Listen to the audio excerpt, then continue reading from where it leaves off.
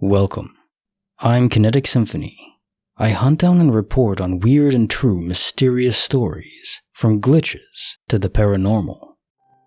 Case file number 1552, written by Spooky Molly. Lost in the Whispering Void. Well, there I was playing video games in my room with my dog lying next to me, and my boyfriend works on the computer in his office, which is opposite, but at a considerable distance since my house is quite big. I listened to him start having a conversation with a colleague over the headphones. Whenever he concentrates on talking, he starts walking around the house, so I'm not surprised to hear him walking away towards the kitchen. My hallway is long and echoes, and I heard him talking as he crossed it, and once there, he starts moving things in the kitchen. I thought he would want to eat something, as did my dog, who immediately raised his head listening to the noises and ran towards the kitchen. What happened next is that I immediately heard his voice much closer. He has a high-pitched voice, and I even got a little scared. I raised my head and saw him leaving the next room, still focused on the conversation. I thought my ears had deceived me, and that was where he was the whole time, until I looked down the hallway and see my dog arrive, who stares at my boyfriend very puzzled, and turns his head a couple of times towards the kitchen and again to my boyfriend. Would he be so confused that he teleported away without realizing it? Did my dog come to see him in the kitchen? The poor guy seemed really confused. I don't know how to explain to him that sometimes the Matrix fails. Case also file 1552. Lost in the Whispering Void. Quack standard, but this is the pup standard. Imagine how confused your dog was, looking back and forth, almost like out of a cartoon, you know what I mean? Glitches can be comedic too. Maybe not so much for you, but for everyone else. Bonus file, written by Moonfragment. The Tales of Teenage Terror.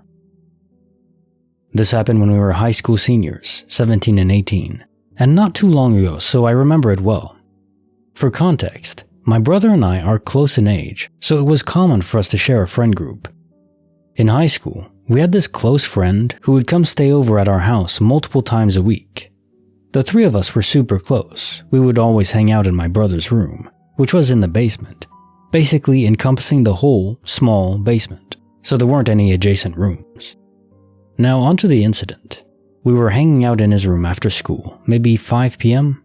The three of us were sitting on the ground around my brother's coffee table, playing a card game or something, just chilling. Then out of nowhere from the corner of the room came for just a moment this incredibly loud, tortured screaming, as if someone, sounded like a man, was either in incredible pain or incredibly enraged, screaming at the top of their lungs. It sounded as if it were coming from a particular spot in the room. From where I was sitting, I was facing the spot. There was nothing there and no TV on. We weren't listening to music or even speaking loudly. For all intents and purposes, it sounded as if a portal were opened in the room in that spot, where the sound erupted from for just a moment, and then just as suddenly closed. All three of our jaws drop, and no one said anything for a moment, just all looked at each other for a beat. Then we all went, "What the hell was that?" All three of us distinctly heard it and reacted to it. Again, it was extremely loud. It made us stop what we were doing and just freeze in place.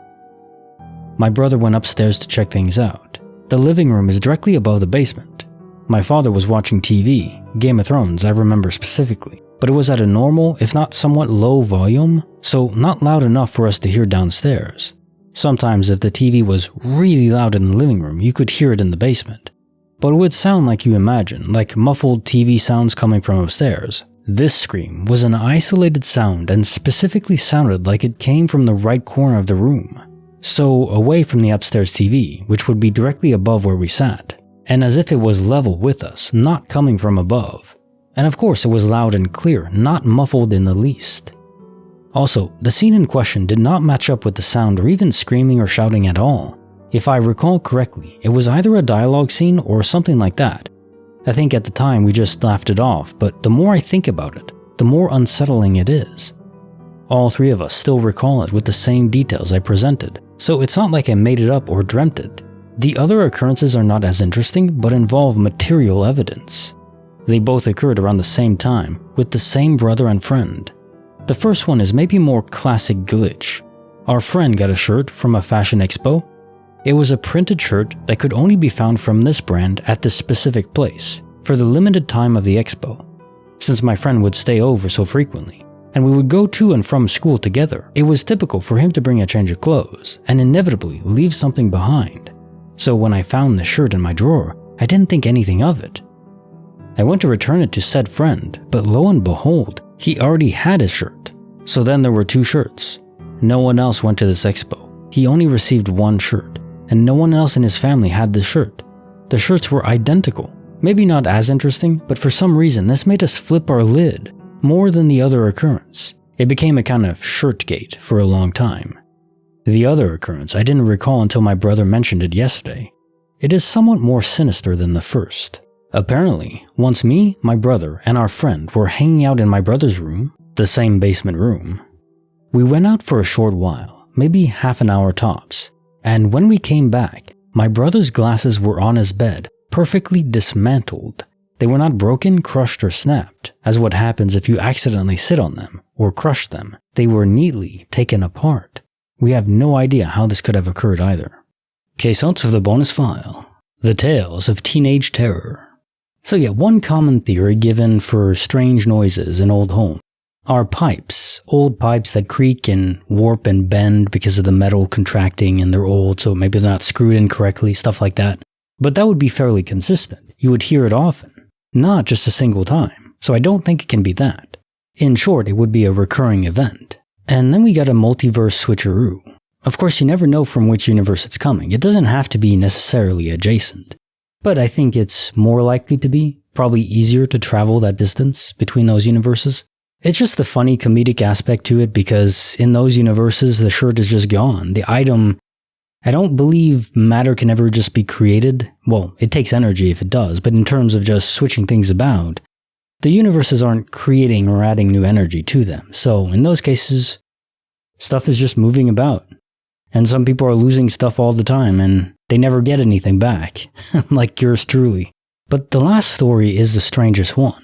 To have an item like that is just morphed from its components, disassembled. But it wasn't DOP. I guess the universe reconstituted its originating parts. Why stop at that point and not go down further to the molecules? But no, it's just like the component pieces in manufacturing. It's very odd. It's like a morphed object phenomenon. Now time for the quote of the day. The only thing that scares me more than space aliens is the idea that there aren't any space aliens. We can't be the best that creation has to offer. I pray we're not all there is. If so, we're in big trouble. Ellen DeGeneres. So I like this quote besides the idea that we aren't the best that creation can offer. Well, yeah, I mean, I hope we're not all there is, but I don't think we're bad. I think we've made great progress, and we're still babies when it comes to the age of the universe. The age of a possible species. We are just infants. We're barely out of diapers, so give it time. We're getting better at lightning speed in the cosmic scale. I think we'll make it.